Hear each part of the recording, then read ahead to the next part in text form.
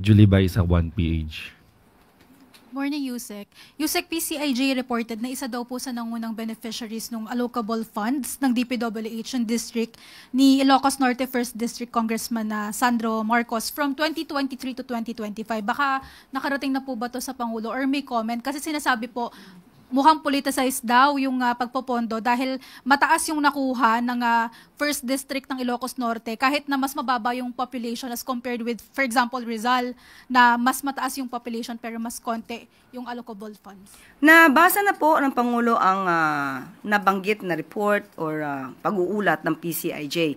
But as of now, I cannot speak for in behalf of Congressman Sandro Marcos. At sabi naman po niya, siya po ang nagboluntaryo.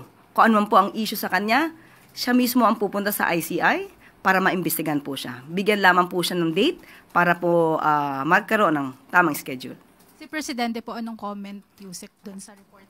Alam naman po ng Pangulo na alam ni Congressman Sandro Marcos ang kanyang ginagawa at alam niya po kung paano ito sasagutin. Thank you. Follow-up question, Jean Mangaluz, Philstar.com.